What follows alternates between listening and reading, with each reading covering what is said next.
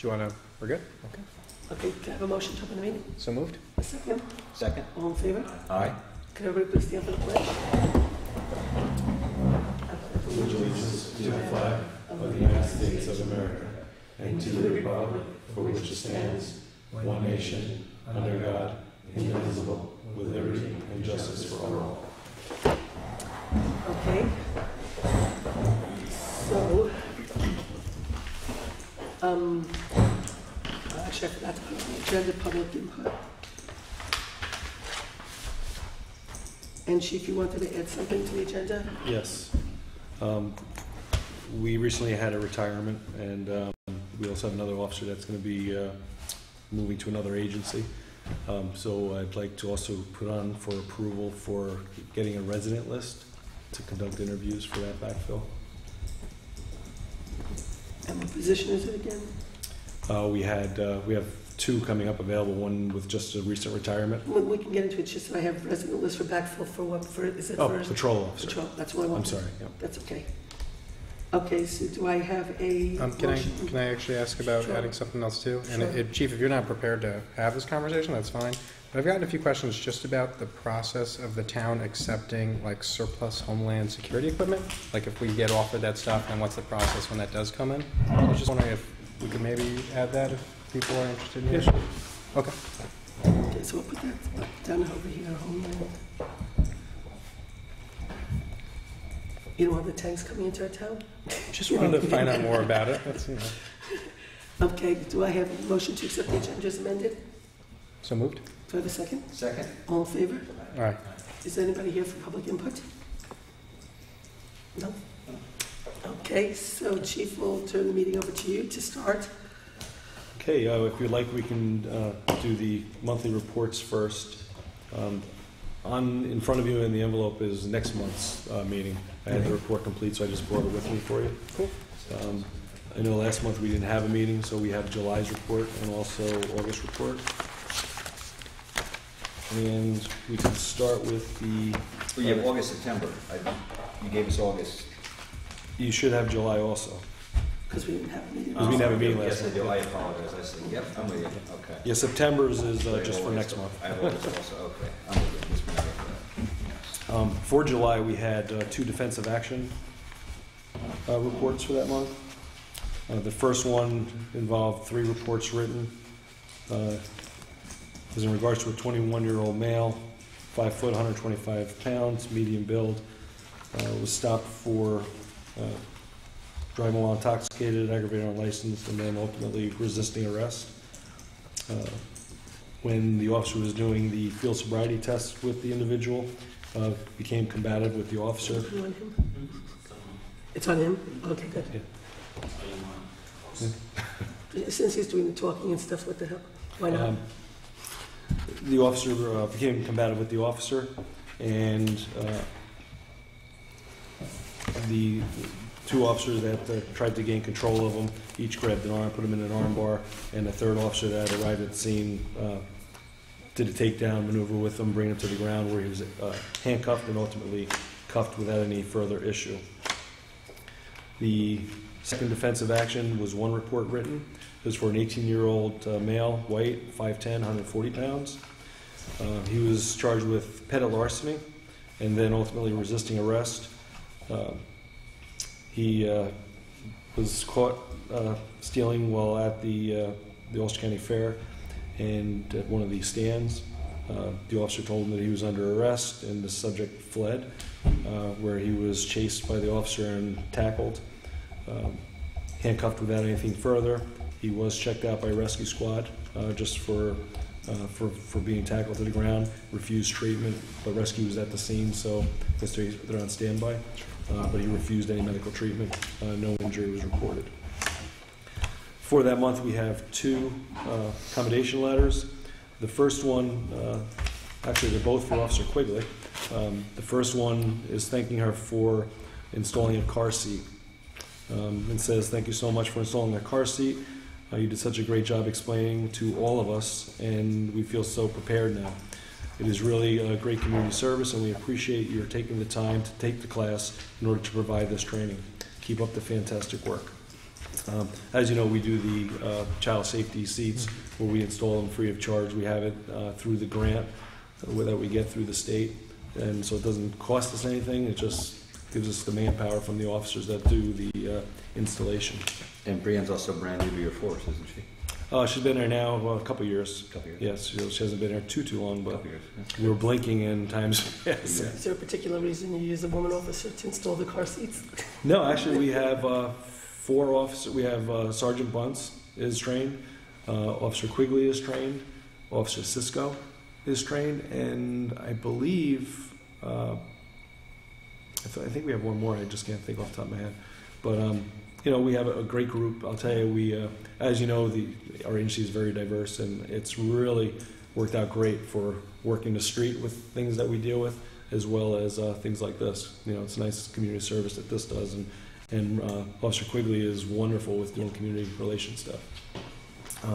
The other note for her is just a thank you. It says this was in regards to a welfare check, and the person took the time to write the letter saying, just wanted to thank Officer Quigley for checking up on them, her and her son.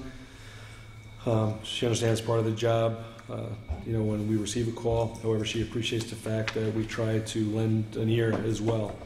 So not only did we just check, but we also took the time to speak to her about the issues that were going on.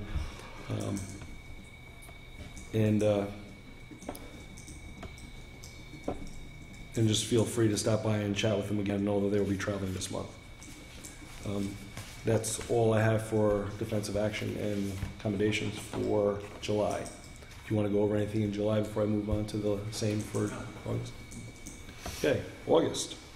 We had 2 defensive action reports again and 3 accommodations.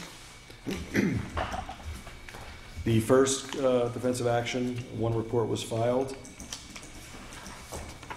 Had to do with a 37-year-old male, white, 5'11", 175 pounds. This was in regards to the defensive action that was used from our officer was in regards to the passenger of a car. The operator of the car was a failed to comply and pulled away from officers attempting to stop it downtown. When the vehicle then took off on the officers eventually got the vehicle stopped at a hotel up the street, at which time they did a felony stop, not knowing why the car is fleeing. The officers pulled out their handgun. This was an assist with the sheriff's department. Ultimately, this individual was not charged because he was a passenger, and once the sheriff's department took the driver into custody for DWI, but no further action took place as far as the passenger. The second defensive action has to do with 2 reports being filed. This involved a 22-year-old male, white, 5'10", 150 pounds, medium build. The charges were for menacing in the 2nd degree, resisting arrest, disorderly conduct, and village open container. This had to do with a domestic that was taking place in a municipal parking lot. Officers actually rolled up on it and observed the individual holding a knife while he was arguing with a female, threatening to use it. The officers drew their service weapon and ordered him to put the knife down. He refused, and he also further said he would stab the officers if they came any closer. This incident, we called for assistance with somebody. We didn't have somebody working with a taser that night. Luckily, we had the sheriff's department was in the area. Within 10 minutes, they responded, and the subject was eventually tased. Again, the tase won't be on our report because we didn't do it. However, our part is the firearms that was drawn. Another perfect example on how the tasers work. Ultimately, if he made the wrong move or didn't comply and took an action, the only action that the officers had at the scene would have been to use their firearm. But luckily, again, we had a taser in the area with the sheriff's department. As you know, we have 2 tasers, and it depends on the shift if the person's working. So we can have more discussion on that down the road. Then we have 3 commendation letters. The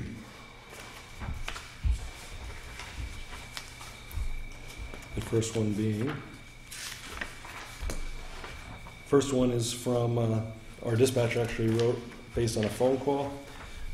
Subject call to thank an officer who was running radar up on Canaan Road. We received a complaint about certain delivery trucks speeding up on that road. So anytime we get phone calls like this, we'll add some extra step details, we call it, special traffic enforcement patrols, to run radar and hopefully resolve the issue. This individual is thanking us for the presence because it is working, and he notices that the vehicles are traveling much slower. The next one has to do with for Officer Bolson,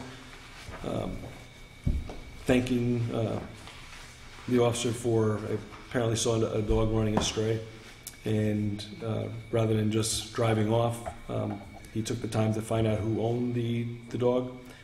I don't usually give the names of people or whatever, but the dog's name was Miley. And her husband... You usually give the weight also. You want to tell us how much the dog Sometimes we weighs? give the weight. Color of the dog. Only if you have to use force.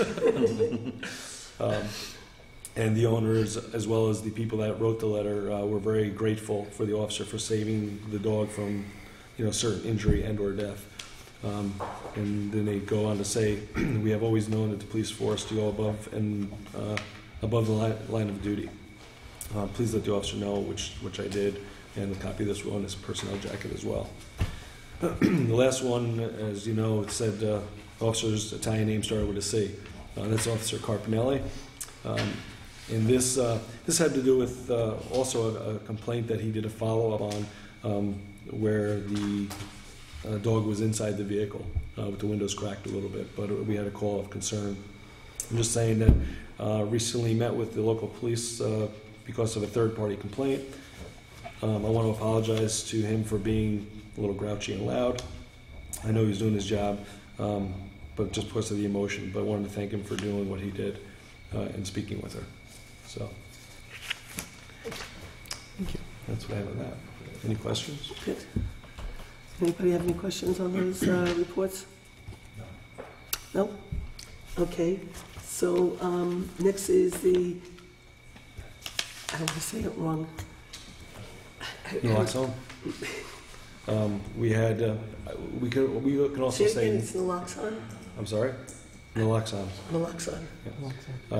Known as Narcane also. We had a save this past month. Officer Merrick responded to a 44-year-old male unconscious and unresponsive from an apparent overdose. He responded. He used the Narcan, and the subject began breathing and getting color back, and rescue squad arrived and took him to the local hospital. So again, it's a great program, no cost. We got it through grants through this state.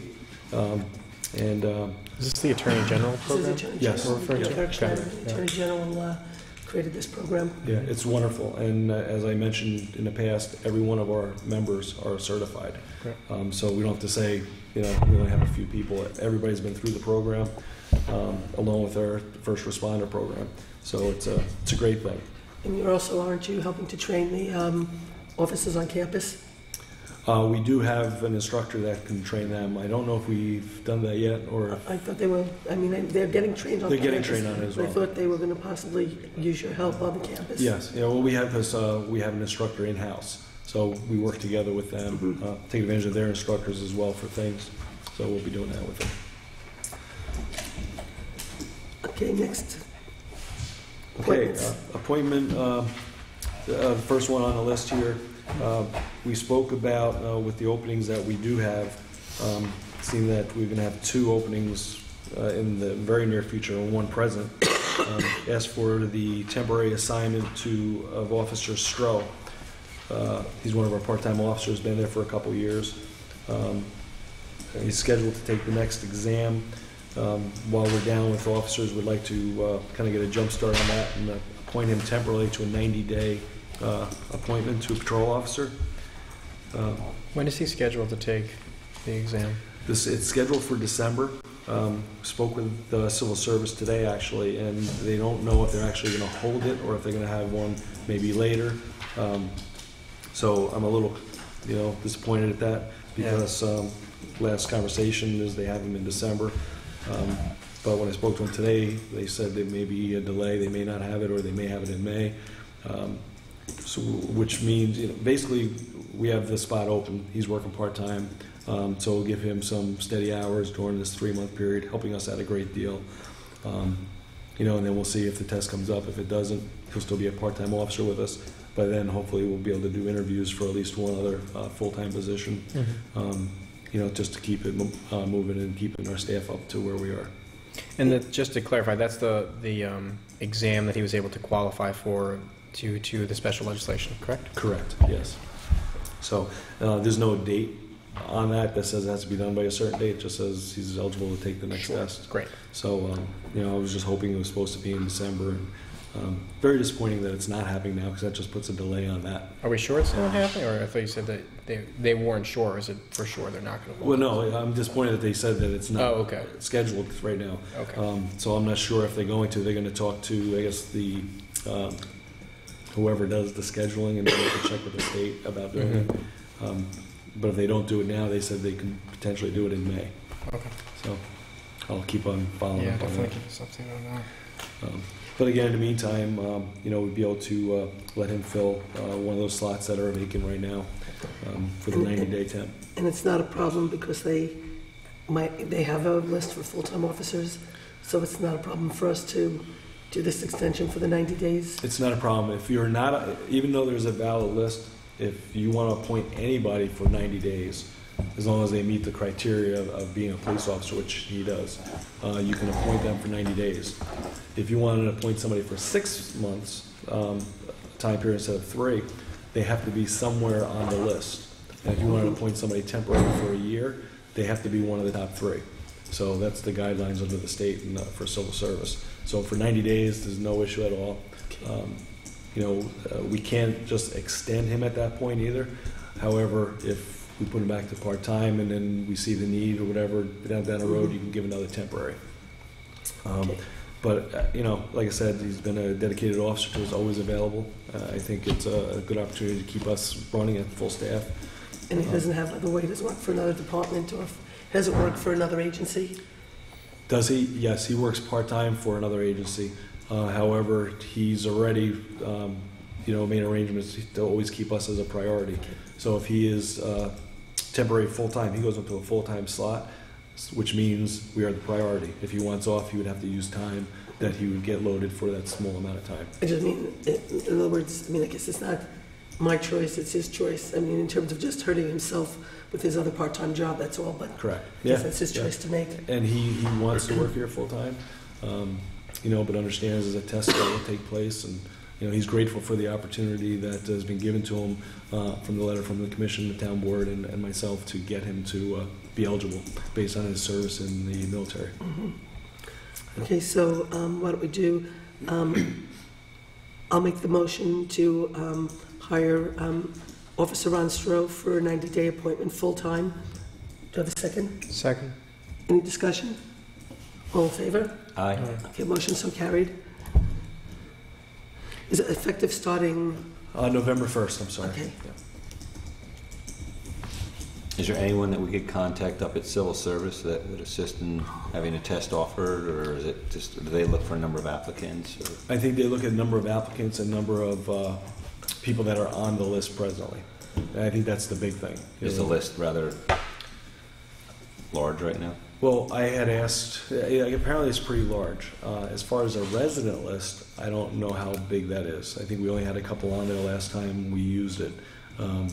That does change monthly as people move around, and so I did ask for a resident list, and we'll see how that is and see who's on it. I know the last time we did interviews, there is somebody that's in the academy now that was interviewed very well. So again, we'll go through the process and see. I guess while we're on that topic, what I had added to the agenda is to have the ability to conduct those interviews for the replacement of the open positions. That's what you added, the resident list for backfilling for patrol. Correct, yeah. So you want us to make a motion allowing you to? Yes, He I'll motions ask that, or you just do Yeah, it? he does. I'm sorry? He needs a motion? Second? So it was a motion to allow the chief to request a residence list for backfilling for patrol officer. There's two positions, yeah. Okay. Okay, so we have a motion, and a second, all in favor? Aye. Aye. Motion so carried. Okay. And then you want interview for approval for two part-time Two part-time dispatchers.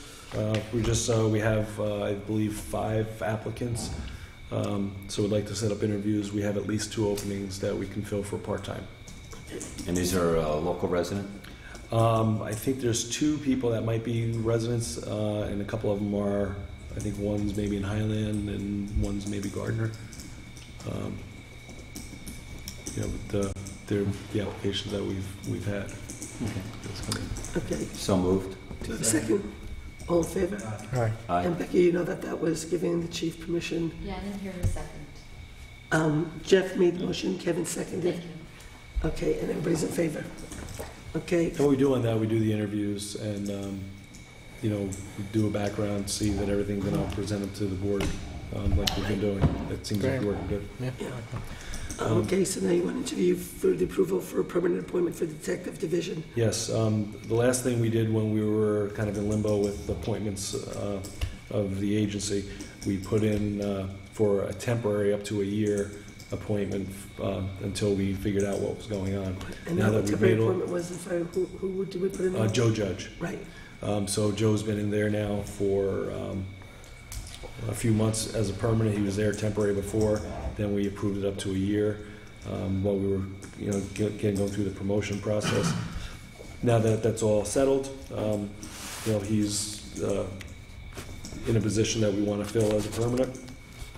So we would do interviews again, like we've done in the past, and I'd like approval to do that, and then we can present that to you as well. okay. So I'll make the motion to allow the chief to interview for permanent appointment for detective division. Do I have a second? Second. Any discussion? Could you just let the supervisor know when you're doing those? Because I don't know if she, I actually know there's a case anyone wants to attend. Sure. And just let them know when you're going to do the interviews. I don't. That would be great. Yep, we do. The first thing is because Let's let them know. I don't know. I don't have any plans on doing it, but I don't know. Because the detective position, what we do is we'll put out an email to everybody. If they are interested, they give a letter of interest, and then they get an application of an abstract. Some of them just did it last time around, so they wouldn't have to redo it. It was only a few months ago. If it's anybody new, they'll fill one out, and then we take that in as part of the interview. But we'll set up a date, and I'll pass on an email. Great, thank you. Thank you. So I think we made the motion in a second. Becky, did we do the vote? I didn't get Nobody do the vote because Jeff asked. So all in favor? Aye. Okay, motion so carried. Okay, nighttime firearms training, October 14th, 16th, 18th, and 19th. This is just an advisement to let you know, because you may get phone calls that, shots are being fired up there, and we do 2 qualifications a year. One is a day shoot, and another one is an evening shoot. So we have to shoot when it's dark, because that's how we have to train. We work nights. Now, do you notify the neighbors? I don't remember, We don't usually notify the neighbors. Honestly, there's only 1 or 2 people sometimes that may call. Most of the time they know it's us, and we don't shoot very late. But we do go to about 9 o'clock. We could run as late as 9:30 even, but we start the training at 2 in the afternoon. We do some classroom stuff as well, and then we have to wait till it gets dark so we can do some of the night fire. So there are 4 dates. The 14th, 16th, and 18th are all of our members. The 19th actually is the ESU team that does it with our 2 people that are on the team as well. How many rounds do One you person. Rounds can vary. We have qualification rounds that we do a few of those, so that's about 150 for the qualification. Then we do actual simulation of different scenarios, and there's not a total of 50 rounds, but we get, you may have to shoot 12 times, or so it changes. So probably about a couple 100 rounds, and a lot of it's done at the same time when they're doing the line fire. Can you Just just, because of the cost of the round, I think we're, as you know. ammunition's expensive. Unfortunately, ammunition everywhere in the United States has become a big Yeah. line And item. the- So It actually has come down a little bit this year, for some reason, we saw a little decrease. May not That's stay because it like that. increased so much last year. No, I'm talking about in the Wow. cost of it. Yeah. So whatever's going on in the world affects the price of the ammo, obviously. And They're getting enough business in most parts of the country. yeah. So this roll down in the rack and Right, exactly. did that. Possible. We spoke briefly. The mayor had requested. Because, before we get on to that, can Okay. you just do me a favor? Because of our sort of split schedules and all this kind of stuff at Town Hall, can you just have Teresa email Anne and Carol, about this training, just so if they get the phone calls, they'll be aware? Yeah, I'll take care of that. Thanks very much. Okay. Next on the list. I received a request from the mayor asking about call volume in the village area. Obviously, this is something that always becomes a topic back and forth. I explained to him the last time we did one was in 2009, which is broken down by zones of all of our calls. I told him it's very time-consuming to do a fresh one, but a 2009 report's available, and the supervisor mentioned that we may want to bring it up here and talk before anything is released. Was there a specific reason for the request, by any means? I have no idea what it was for, but he's just asking for a number of calls, in areas of the village. So it's not just the call though, Chief, it's the concentration of the call as well. A call can be one incident, but you might have 6 people showing up, 6 officers responding. Yeah, we can't give that breakdown. And so but this is something that probably all of you have seen. It's the number of calls and the total hour. It doesn't have the breakdown of how many officers to say instead of 1 hour of a call there was 6 guys there, so it's 6 man hours. It does not do that. That's always been an issue with our program. So It's just interesting because I had gone back, when I was going through the agenda, and in 1999, my last tour of duty, when I was supervisor of the last century, I had done isn't that scary? It's a good line. It's truth.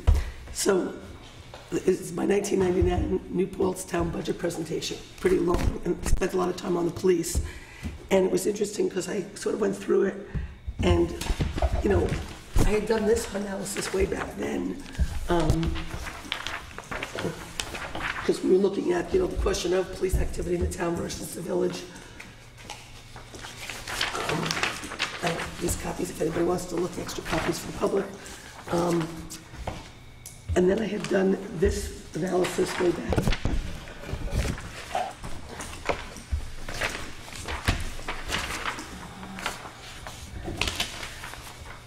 It shows the split between the town and the village.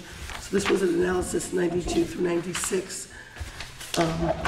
Then I did this analysis, because there's nothing I love more than analyzing numbers, which you'll see when we do our budget meeting on Thursday, and you see the charts that I have for you on Thursday. It's every number you could ever want to see, which, this is back again, in terms of the cost of the police for the town versus the village. And on this one, you'll see how we spend it, but then if you actually did quote equitable, based on the split like we do with the rescue and fire, you'll see that the village pays substantially less for the police services than the town outside the village. But then this also gives you a sense of the type of, so when you look at the chart that says activities by type, so when you see arrest violations, and then you see like misdemeanors for patrol traffic, lockout, disorderly, property damage, it sort of gives you a sense, because we don't have the ability to look at how many officers show up. Right. But when you look at a misdemeanor versus a foot patrol versus a lockout, you can, get a sort of little bit of a sense of probably the level of how many officers are at a particular, case. Then we could do this type of research. I mean, I obviously did it back in 1999. How I did it, I don't remember, but I did it, Okay. I went through all the reports and stuff. But so the information that will be, and then the thing that was interesting, which I want to get into, is this was really interesting. And I remember this issue, so it's a good time to talk about it. So I'd like to thank the mayor for requesting it and us putting it on the agenda. prior to, in 94, 95, all the revenue from police activity came to the town. But then in 96, there must have been something in the state that was done, that then the village started collecting on the police activity. So, and I don't remember, because this was a long time ago, but I did this. What constitutes revenue from police activity? Is that tickets? Fines, forfeitures. Yeah. Not so much forfeitures, because that pretty much stays with the police if it's, in the DA's office. But, arrests, fines, vehicle and traffic, parking tickets, things of that nature. And so what ended up happening is I remember when we were trying to deal with the issue of, the cost of the police to the community, and then of course the cost of the police to the town outside the village residents who pick up the brunt of the budget in the A fund because of how that budget is spent, that, we were, so much of our budget is spent on the police, but then yet at a certain point in time, look at the amount of, in 97, which is the last time I had done the study, the village was getting more revenue from the police than the town was getting, yet we bear the entire cost. So I think this would be a really interesting thing for us to really look at and really understand, because if the numbers are even that much more dramatic at this point, there's got to be a conversation about how we offset the cost of the police to the town. And this budget alone, which Thursday night we'll talk about, the police retirement alone went up $250,000 just this year alone, with no revenue, against it. So if all this revenue is going to the village, but yet we're getting the expense, this is a conversation and some research that I think we have to start to sort of do. So I don't know if you guys get that information, or Becky, would it be through the courts that we could get this kind of information? I have the auditing control report that I prepare monthly does Right. have a breakdown, but it's not grouped. So you can go through and see what the village, what's village and what's town. We have every month too in our, because that's what I'm wondering, I'll go back a month. Yeah, Every yeah. month we get it because we have to sign a check. Yeah. Because we get all the money. Yeah, maybe what we'll do, because you love to do spreadsheets and Excel, would you be willing to take a look at a couple of, I'll go over with. okay, if the two of you could go back and look at some of the justice reports, which What's the technically, name of that report? It's the state one. There's a state report that I can get. in of itself also, we're supposed to basically have an audit of the justice court's records. And so we really do have to, quote, have an audit committee from the town board, or if we get our finance department up and running with enough people. But we are supposed to be doing an audit, so but we have to do like a formal thing kind of stuff. So we'll put that little in place, but let's start with getting a real handle on this, because I think this is really important stuff that, we need to really be understanding. Now, only because I've recently done reading on this. Is this based on a state law change, or is this based on village law change? It says based on state allocations, it says so that on there. based on state allocations, so what must have happened was maybe there was some kind of either state law or something within village law or whatever. I don't remember. I just know that I had gone and done extensive amounts of research on the cost of police to the community of New Paltz and the differential between the town and the village because of the cost of the town outside the village. And that's when this, I saw that this had happened. And I remember having conversations with the mayor. But Sure. Because just sheer speculation, and I should even say because it is sheer speculation, but if you look at these numbers here, these are relatively close. Right. And then when you look at this number, Yeah. this is not a number that would make this complete. You know what I'm saying? That's why I was almost you mean that wondering. these two add up to so much more? So that would add up to close Yeah. to the 2 years before, which makes me wonder too if that the village added laws that had additional fines and went straight to Well, the that's law. very possible that the village did exactly Yeah. that they created a village law that then therefore had them have the ability to collect the revenue, Yeah. which is very possible. But then look at how our numbers went down, which is one of the things I think I was dealing with was the loss of police fees in our budget, which was hurting us as our police costs were going up. But then look at the, look how Yeah, they're no, like making absolutely. even more than us. So, And I suspect if we go back and really do another analysis, I think you'll see really dramatic differences in what we collect and what the village collects. What are the village ordinances that are in play for the most part? For the most part, they have littering, the open containers. Yeah, the open containers is a big thing. They're really the two main. But I mean, if we Noise look at the law, ordinance. And the noise ordinance we has have a been lot of bigger. substitutes. So that I understand then, you'll write an open container ticket, it's a violation of village ordinance, the town police officers are involved in issuing the simplified traffic information or appearance ticket, whatever Appearance you do, tickets, yeah. appearance ticket, and then the fine would go to the village. Correct, yeah. You know, I'm kind of working just independently on this a bit, and at some point, I kind of maybe for our next meeting would like to talk a bit about how there are areas that we could do similar things that I think would be valuable. So I would like to do this conversation again as well, just to kind of investigate this. Yeah, I have some ideas to talk about. Yeah. So, but just maybe for even our next meeting, I think that would be great to tee that up for discussion. So just one final question, the town, does the town have an open container ordinance? Yes, yeah. So, If we make an arrest in the town, if we make an arrest in the town, then it's a town ordinance. but The the town village is in the town. Yes, it is. That is a fact, yes. Okay, so we'll come on. Point is, we can't absorb $250,000 in police retirement increases without anything to offset it. Yep, I You know. hear you. But anyway, so I mean, I gather, So one of the things, Supervisor, if you think it's appropriate, I can even set up a meeting with you and him to sit down and see what he's looking for and maybe sure, generate some conversation, rather than just saying, here it is. yeah, that would be better. That would be a good idea. All right, I'll touch base Okay. with Carol and move with some dates. Okay, great. But I'm glad this was on the agenda because it got me Yeah. going back and looking at all this stuff and it, No, that's a good one. it was, Okay. and because I keep everything, 1999, so budget. Okay, so moving on to the Stop DWI additional funds for crackdown enforcement detail. Yes, This is another thing the state actually yes. took money away from, right? Well, the state actually gave money to the counties. So Ulster County received, I believe Ulster County is receiving close to $40,000 for this throughout the county. And, you know, based on, we already are getting DWI funds for our regular program. This is in addition to that. And it also doesn't go the fiscal year of January through December. Right. It starts October 1st and goes through September 31st. So they've allotted $2,000 to us for special enforcement on certain holidays, such as Halloween, New Year's, Thanksgiving weekend, things of that nature, and then throughout the year, the busy ones. I don't have the list with me. So the only thing we have to do is, because we put this into the budget as revenue, and then we would take it out as expense.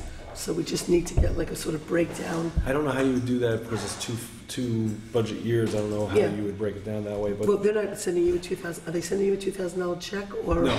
we're gonna have to build them back? reimbursement, yeah. Okay. Yeah, so it's just a matter of, when we, you can talk with When I sign Arlene something. and stuff, we talk with Arlene, but we'll just need to make sure she realizes that when we get the expenses, it's also revenue coming in. Okay. So we just know, we keep it correctly. Yeah. And Okay, it's the same process as it is for the DWI funds we get Yeah. now.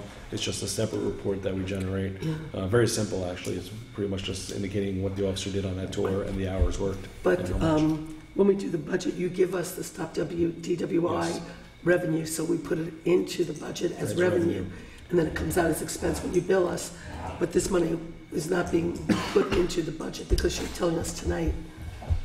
Is the Stop DWI, again, back to the ticket shares, the Stop DWI revenue, is that related to some of the reading I did on DWI tickets? Is that a portion of it goes to the county and then the county subsequently runs programs? And I don't know how that breaks down, if that goes straight back to the municipality or how that works, but is that related? I'm not This really discussion? sure how the funds are.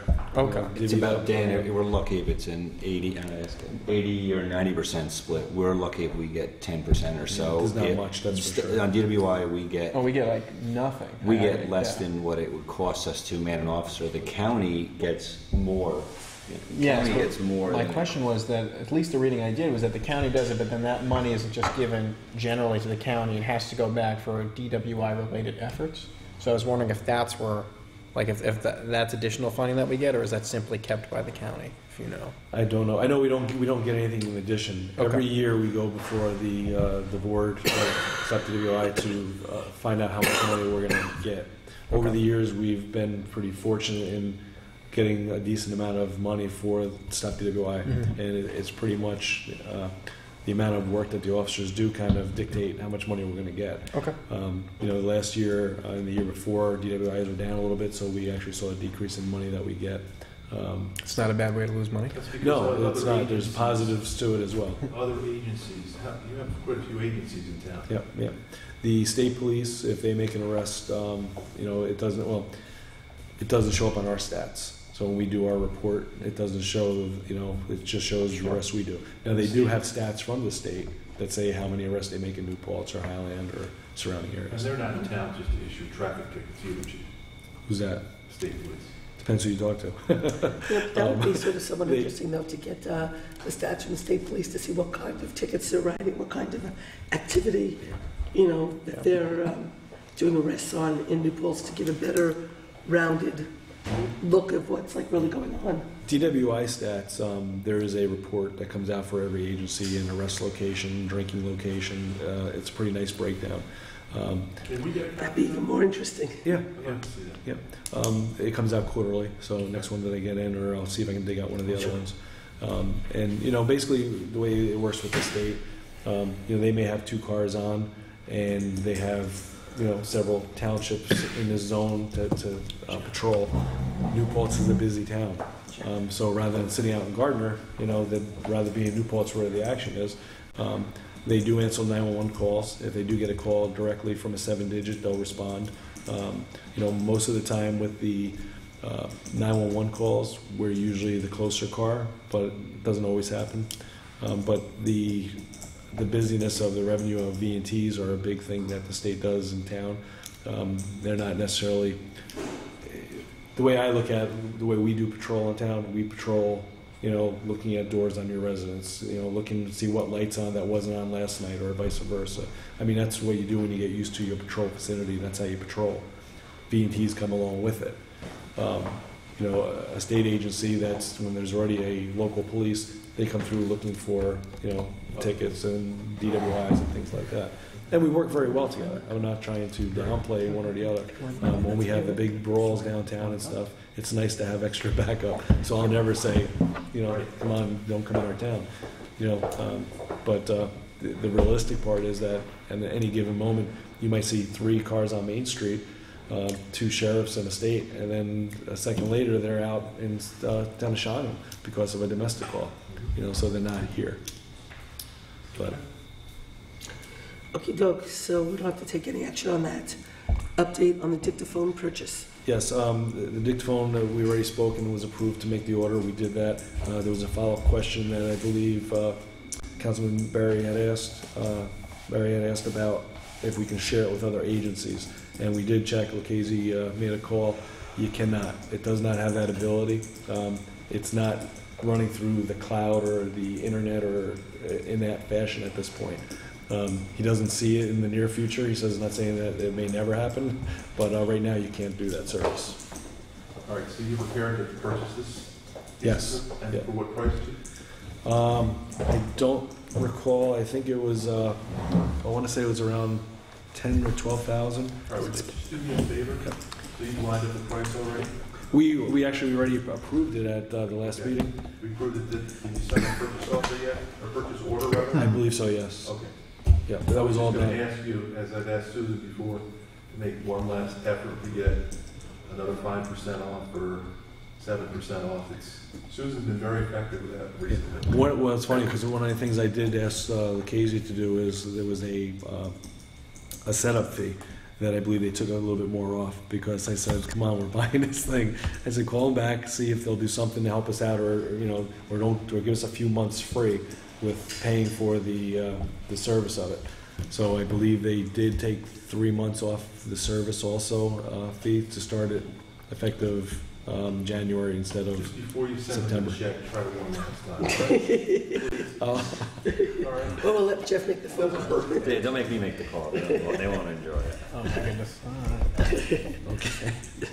It's our new thing. Actually, when we got the contract for the modulars, they actually took off from the monthly cost also. So we got a little bit more off on top of it. For years, I've been making phone calls to even like, the any accounts that we have where there's a late fee because, municipalities, it's a little different in paying fees, because of the whole process. And we'll get a hit with a $300 thing, or we turn the car back in from at least years ago and they want to hit us with a $3,000 fee because of little dinks, and I'd call them up, I'm like, are you serious? I said, all the business that we've done, and usually it always gets wiped out. So the extra effort is well worth it. And, especially a little ding on a police car, please. Yeah. A police car's gonna have a lot of dings. So it has worked out. So I'll have that extra phone call made. And before I sign the voucher, I'm gonna call you to make sure you make that phone call. I know you will. Okay, so update on the street sweep detail. Yep, just so you know, we did that street sweep. As college comes back, we kind of saturated the area. We had a total of 99 arrests that night.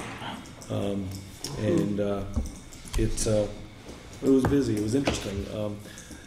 I'll work nights sometimes for certain events and stuff now, and that night it was interesting to see the number of people walking down 32 and the side streets, groups of 30 to 50 people. Different parties going on. We made different noise complaint arrests for parties as well. It was amazing. And the reason why we do these details is because it sends a great message out. You talk to people afterwards, like, no, they're not going out because they saw what happened. I wish we can do these details like that more. We can't do it at that scope, but what we have been doing is including more plainclothes officers out doing things so they can. You come down the street with a patrol car, people have whatever dumped or dropped way before you get to them. Right. There's got to be a way that we can work with the college, that their police officers, at least at the beginning of the year, that the officers from the campus could come down and do a bunch more of these sort of sweeps, to at least set the stage for what's expected in the community in terms of, people visiting us at night, type of thing. And it was really not fair that it comes on us and your policing agency. It's just not fair. The amount of officers they have up there. There's a local reporter's car was turned over. Yes, last Sunday morning, and that borders the university. And I don't consider that the university being a good neighbor of ours when we have obviously intoxicated students flipping a car, and I think the pure proof is that it was students. We don't see cars being flipped over in the middle of the summer when we don't have students. Well, we did make an arrest on that, and we actually arrested a couple of people and a couple more to be arrested. They were students, or? I think 2 were students that I know of. I'm not sure about the other ones, but they were also loking. I like that word. Loking. Working at a local establishment as well. We just I'm not thought sure it if would they're just be all. fun to go tip a car over. Basically, that's what it comes down to. It wasn't anything intentional against the person. No, I don't think the car was was chosen. It was just a random car sitting on Chestnut Street, and it looked like a lot of fun. I believe SUNY actually called in, thought it was an accident. SUNY, because they do their loop, and in that area they saw the car overturned. Were these individuals living off campus or on campus? I believe they're all off campus. And I'm wondering, I'm not totally sure on that though. But with the town, I do see the university has interest in hearing about what happened that is reported back, and I'm wondering if there could be more meetings between yourself, Susan, and the leadership over at SUNY. I don't think I want that person going to SUNY New Paltz anymore, and I don't think I want that person living in my community anymore. I believe there's going to be some really good follow-up with that. I really, don't want too much into the details of that because there's it's still an Well, we ongoing actually investigation, but I was hoping, I wonder if there could be a Well, dialogue. we actually have a town gown meeting next Wednesday. Wednesday, yeah. So maybe Chief you and I could start that dialogue. We can start to have that conversation about. I think our community, because the feedback I got from people that live along Chestnut, they were very happy to see the patrols out. Apparently that was a very active street. Yeah. Probably because it's at the bottom of the hill. Mm-hmm. It's easy to get down to the bottom of the hill, and there's also a lot of student housing in that area, and it's actually increased. So I'm wondering if that maybe could be a good subject, Susan, for you guys at the town gown, and let them know that these are not members that we don't want these as members of our community, and I don't think SUNY wants them as members of their college community. It's not a I don't believe that's a choice that a college student should be making, that it's okay to flip a car at 4 in the morning. I agree. I just imagine that they must have something in their code of conduct, and I don't know if that rises to the level of expulsion. I just simply don't know what their individual code of Part conduct of the says. problem is, I don't know, and this will be a question that maybe we could follow up on, is if their code of conduct has any code of conduct off of the campus. And I if believe they, it does. and can they hold a student responsible and kick a kid out of school for how they behave in the community? I know there's certain things to do with, drug arrests, some alcohol-related arrests, depending on age and things of that nature. I'm not sure about if You know what, you we just get should arrested for maybe- like criminal mischief. We I'm not can sure. easily look it up. It's online. Well, I was just also going Yeah. to say that maybe that we can ask them to bring us a copy of the code of conduct at the next town gal meeting, to have copies there for us.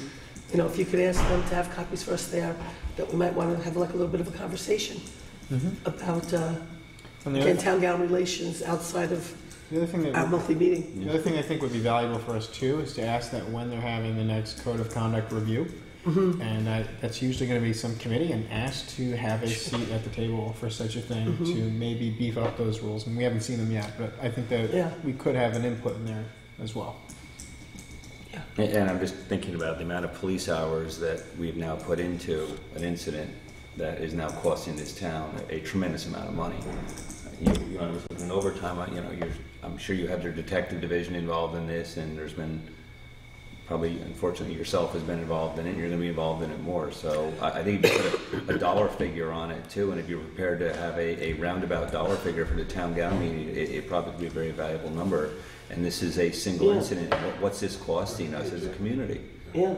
And, I'm feeling like we're sitting in the dean's office in, Animal House here, and we're asking them to control their students. Well, again, I And- mean, it's a really sore point because, we'll have more conversation Thursday night, but, again, when we get hit as a community with a $250,000 increase in police retirement, and we're gonna be forced as a board to make some really serious decisions come Thursday about how we move forward with the budget, this is real pain, I mean, this community really incurs an incredible burden, and there's gotta be a partnership with the college. It's just not fair with the state. It's just, And looking through a lot of that arrest list, there were names, unfortunately, I recognized, and I know were attending, and there's some I believe Dan recognized.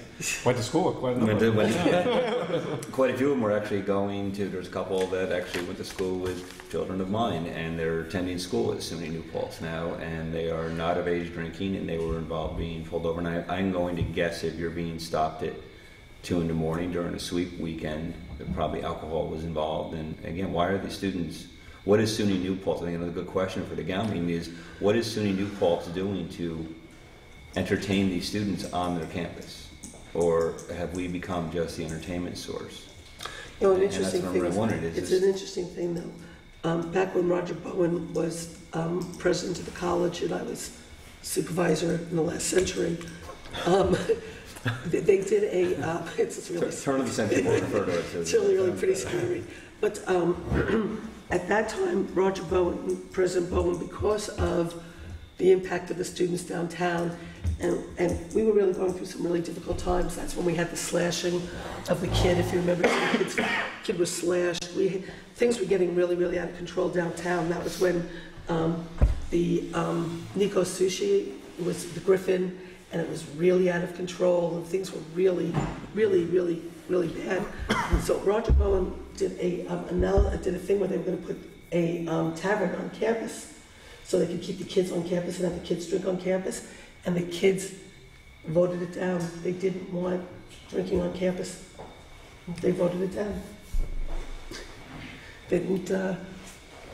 Now, maybe he could bring it up. Maybe the new president could bring it up. I don't know if But it's just an introducing, interesting. It was just I don't know if interesting. introducing alcohol would be the tact I would. No, I would know, but I'm take. just saying it was an I interesting think, dynamic yeah. that they didn't want it on the campus. They wanted to feel secure on the campus per se. And These issues are not that different than what you see in Poughkeepsie with the Fairview Fire Department puts up a big stink with Marist College. And how many, the percentage of calls that go to Marist is just obscene compared to that specific district. And they've raised the same issues. I think it wouldn't be bad And I don't know what the college did, but I know that they had worked out agreements because of those expenses and other things, and maybe very similar to things we're already doing. But I think it would be important to look at other municipalities that have these same type of issues. And everyone's going to be a unique scenario, but I think that may be something we want to do. The only difference is Marist is a private school, and this is an issue. I had, when I first got reelected in this century, I was invited by the president of the college to meet with him. and we had a conversation about this very thing, and I talked about having the campus help to offset the cost for emergency services to the town.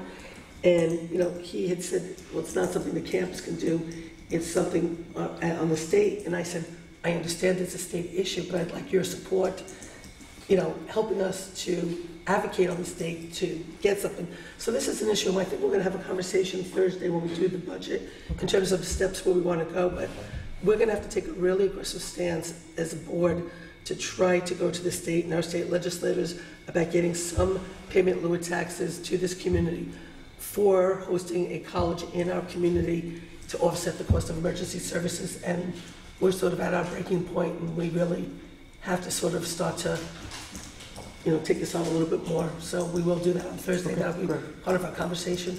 But I think it's part of it, though, and Dan, Yes. and I just handed this, so we're discussing it tonight, up in Syracuse, again, a private university, but they had a pilot set up for $392,000 a year. It turned out that wasn't enough, so then they went back, and the city of Syracuse went back to them. They're now getting an additional $500,000 a year for fire and ambulance and police. So they're getting over $600,000 a year. Now, part of that also obviously is to offset the cost of the Carrier Dome, which brings in a large crowd, which we don't have that. But it also does include all the other policing. They've also had a lot of success with hospitals, which are also profit hospitals. But again, this is all discussions that they put a value on it. So I think, Joe, you could even come up with just a first discussion point value of what some of these things are costing us. What percentage, and I don't need an answer now, but what percentage of that sweep really was SUNY students? And I think by looking at the list, I saw The majority of it was SUNY. SUNY. Yeah. So we spent. We do have a breakdown of that. When I say we, this community spent a tremendous amount of money. I saw a very large overtime night, and which we're fine with, by the way, because it does help bring back that quality of life to our community. But of the majority, that was a very expensive night for not just this agency, but also I know you had help from, I know SUNY PD provided some people. Probably not, because they can't come up. Yeah, they didn't help too much. They're not allowed to come up. They're not But you did allowed. have So- sheriff and troopers, or sheriff? We had some deputies were assisting us, And Joe, no troopers. Their Okay. police force is larger than yours, is that correct? Yes. The SUNY police force, SUNY police force has 26 officers. We have 21. They have 5 lieutenants. We have 1. And you Their patrol officers make more money than our sergeants. And you patrol how many square miles, About 42 square miles. in the town? Yes. And they patrol how many square miles? No, the university is less than a maybe. mile. It's gotta be less than I think it's less than a square mile. Square mile. Unless it's over half. To 1, and they're bigger than you. So Bigger budget. can I make a suggestion? With that, If we really want to go at this and talk to state officials about what we can do about this, I think that we do have to have a number and say, this is what it's costing us. I mean, we're all aware that it costs us something, but I don't know if we have something right now that I could turn over and say, this is it. I think we should seriously consider passing resolutions telling them that we want a pilot team for them, giving them a number. Well, that's what Dan just was saying, that he wants a number. We want a number, and and also, and then we can move forward from there. I do think it is essential that we can come up with that number so we can say, this is what it is, this is what it's costing us, what can we do about it? But the state controller's office are calling them voluntary agreements with non-for-profits, Yep. and they're calling, they have a name for it, and they're called service payments. So that's- Service payments. So they're called service. Which I Because like it. we're only asking for them to pay for their services. So And we should do it as a service payment, because with the tax cap calculation, you actually don't want a payment in lieu of taxes. Right. no, I don't So want for everything, every other way that you can call it but a pilot is actually. Well, hence why they take a service payment, and they give many examples in the comptroller's report, but they use the example of Syracuse, and the reason being is they're cutting an actual check. It's not a pilot, it's an actual check that we're cutting you, and it's money that you actually would pay. Voluntary payment. It's a voluntary payment, and they're negotiable. Right. And Well, let's start to work on this. sorry, Joe, we didn't mean to give you so much work, but That's right. as much as we did, as much as good came out of that, I think it pointed out to all of us that we've identified where the lion's share of our money is going, and now it's trying to get that community to help us pay for it, I think. And next year, we're under the gun budget-wise, so this is why we need to fine-tune all this now, Yeah. so that next year we don't have a big problem. We just got hit with this big number now, we really have to fine-tune. And I think to make the point even greater, though, Joe, is I think what you'd find even more interesting is, one is you went to local establishments and they were in 100% compliance as far as the ID checks. Yes. The That's nice. shoulder taps. That was the shoulder That taps. was, that I was- apologize, that was. Just the- compliance checks. Just so- compliance checks, Yep. so you had It was 100% underage compliance. alcohol. So we had 100% of our local business owners that refused to sell alcohol to underage.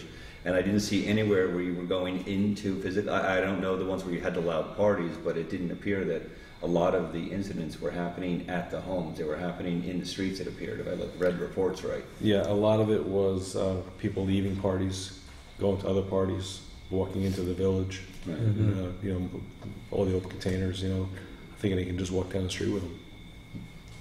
And I'm going to guess most of our local landlords are very responsive, if you call them, Anything with noise, we make notification. and they're pretty responsible. They've been pretty good. Yeah, Good. yeah.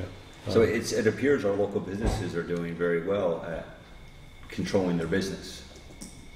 And again, I think I it's mean, a great we thing, will you get know. complaints, and people will call us and say, "This place I know is selling, sold to a minor. I know it's sold to a minor, but they aren't there." And a lot of these minors that they sell to do have fake IDs, and a lot of the fake IDs are very good fake IDs that they'll even scan for the place that have scanners that say is it valid and date of birth, and they show valid with a date of birth, and they can get 2 of them from China for $80. You know, so there's a ton of them out there. Basically, when we find out, you know, it changes. Sometimes they're Jersey, Connecticut, Pennsylvania. That's where they're coming from? Sorry? They're coming from- No, that's No, that's just what it says on The it. fake IDs are from those states. Yes. They use that state. Yeah. But China is who's, you know, you go on a website and you get them through China, and it's very inexpensive. Once in a while, you'll get somebody local at the college or whatever that's printing them. But with the technology of it today, they're coming from out of the country, and they're so inexpensive. There was a place down in the village, that my daughter told me about, where you just pull up, go inside, get a fake ID, come back out. All right, Joe. Okay, Joe. Well, thank you. Okay, Thanks. okay, so, And I'm sorry, did you have any other good updates though on the street sweep detail? I'll be kind of interrupting. No, you. that's basically it.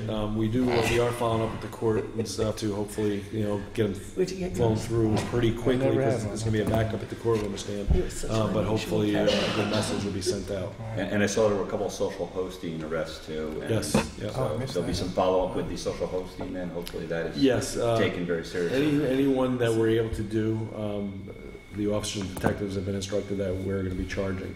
No just, taking kegs and closing parties. If there's a minor drinking, we're going to charge whoever's in charge of that property with social No. hosting. And were you able to trace the kegs back, do you know, or were these Yeah, the unregistered kegs, usually we can trace them back. I don't know if the detectives did that one particularly, the last one that we had, or if they're still working on it. Was there a keg at that party, Chief? Yes. But they tear the tags off probably, or... Well, they don't. I don't think they take the tags off. I'm not sure of how much the locations are doing that, keeping proper track of the serial number, because it's not something that the SLA's really followed up on. So I have to look into that a little more. I know there's a tagging system they use in a town where our one daughter's going in. The tag has to be on the keg at all times. Mhm. And if they show up, and there's no tag on it, then it's removed, people are removed, and tickets are issued. Yeah. So I'm not sure it's how taken a to- little more seriously than a tag on your mattress. I mean, Yeah. this one actually does have a penalty of law on Yeah. it. And then and then when you return it, you don't get your deposit back if it's not returned. I feel like you've convicted people on that. I'm gonna have to go get my Have you convicted anyone on Wait, that? you know, how many times you go home and you have the pillow and it's like, am I allowed to take this tag off? They don't get the deposit back when you return the We'll come to keg. the house with a search warrant. Yes, Yes. you have to read those tags over and over again just to say, am I allowed to take this off now that it's home? And also, I know I saw some question about too on the tips training, but I think that's coming up again. Yes, I'm waiting to hear from the Community Partnership about their grant money, that we can now use that again for this year. Yeah, boy, she really went through a And lot is, Yeah. with her funding. and is that mandatory for their dram insurance? Do you know? It's not mandatory, however, they do get a discount. They're supposed to get up to a 10% discount if your faculty and staff is trained. New Paltz has been great, and we've gotten the materials through Stop DWI. We're able to get some books from the Community Partnership as well as paying for an additional instructor. And I also spoke with Stop DWI just recently about getting some more manuals from them. Because we've trained probably I've been an instructor now 11 years, and we've probably trained close to 1,000 people. And there's a big turnover, and a certification is good for 3 years. But usually, especially in a college town, a lot of college students are taking the training and working in the establishments and then moving on. So there's always a big turnover. But we have really good involvement with our local establishments to send people. So we'll continue to do that. Okay, so Homeland Security. Yeah, your question was about how we can use surplus. And Well, I mean, I'll just be honest. It's been in the news a lot with the incident in Ferguson about how that police department had a lot of that equipment, which was surplus equipment from Homeland Security. So I've done just a little minimal reading into it, and I was just curious if within our force that if we do have that equipment, and then in the event that that equipment becomes available, what is the process to accepting that equipment? I was just generally curious. Okay. We are part of what they call a 1033 program, which is a military surplus program that we are involved in. We've registered, we've used it for years. The rack truck that the village is actually using right now was ours for a long time, that we were using it for the PD. And a few years back, we turned it over to them because we weren't using it as much as they were able to use it. We've had some cars that actually came to the village clerk was driving. The tow truck out at the town garage was used there. The Deuce and a half that they have out there was our police vehicle, but we really don't have that much use, and the highway department had more use with all the pipes and everything that they carry. We have received different equipment from there. Equipment is pretty much when they're done with it, it's pretty much done. When we first started our computer program, we were going to try to use computers we got from the program, and they weren't even workable. So we had a lot of stuff that was outdated. We got some gas masks, from them years back, and the issue that we ran into is that everything was outdated, so it becomes a liability issue. So we couldn't use them. So. Some of the stuff is great. I always go online and we look, see what type of equipment we can use. They also have furniture and things like that. We've received in the past some file cabinets. But we can get armored cars and Hummers and those type vehicles. But I wouldn't recommend that we accept those. But if we can get a car or something from there, it's ideal. It's just a matter of what's available, and there's a big picking to them. So it's a potluck if you get it over another agency across the country. I'm sorry. So let's just pretend that we got a Hummer. Is the role of us receiving the Hummer, is that something that you as chief accept, or is that something that you then come before the commission and say, we would like to accept this donation from this agency? It's not necessarily a donation. It's something that I would actually apply for. Okay. If I was looking for a Hummer, I would definitely come to the commission first. If I was looking for a car, I may find a car and then come to you and say, rather than buying a car, we have this opportunity to get this car. Because you need approval for everything. Okay. Even though we sign off on it from the agency standpoint, just like anything that I buy, it comes through the commission. I remember, Dan, when I was at the county legislature, and it was funny because it was probably when the Homeland Security got started, and then we used to get resolutions about getting money from Homeland Security, and I was like the only legislator that used to ask an inordinate amount of questions about like, so what are we using with this money? What are we getting from Homeland Security? What are we like? It was always sort of like an uncomfortable place. I didn't know how I felt about it, but we had to sign off on everything that came through Homeland Security as a legislator. So I'm not surprised to hear that you're saying as a board we would have to do the same thing. Yeah. There's just like anything else, you have to, even though, there's some things, like I said, you can get some cars sometimes through them. The problem is, because it's open to anybody in the country, it's difficult. And they look at your agency, the size of our agency, they look at all that stuff to see the need. And we actually, somebody had contacted me from the Sheriff's Department. They were getting 2 Hummers, and they offered one to us if we wanted it. And I said, "Oh, thank you. And we'll pass on that." Okay. But I did take a picture of one that was set up as a patrol vehicle when I was down at the place where we get our cars from, just to send it to one of our past commissioners. Tell them it was our new vehicle. You might have wanted to get a Hummer so we could place that car downtown. Well, if the board would like me to get one. Well, there's the Downtown Concerns group that has been meeting. There's a new committee that we started at the beginning of last school year, and with people from residents downtown, and then we brought in landlords, bar owners, to just deal with the issues downtown. And one of the things that they keep asking for is like the van or a parked car downtown to try to deter people. And so maybe the Hummer would be just the thing to do. Plain clothes is good too.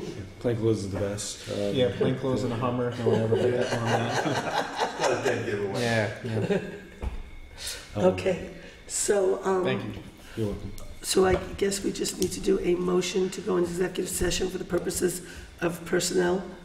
Do I have a motion? So moved. A second? Second. All in favor? Aye. Okay, so I guess we'll just go into that little conference room for a Yeah, second, it's just very brief. and we'll be right back. Favor? Okay, Becky, no action was taken. Okay, so with that, is there anything else anybody has or wants?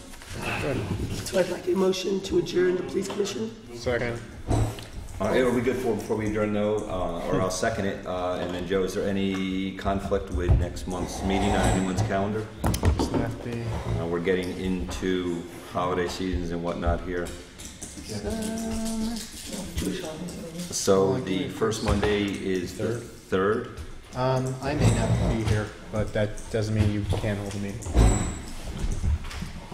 It is on my calendar. I'm available. If you want, review the monthly report, and you can decide if anything more comes up, and We'll see.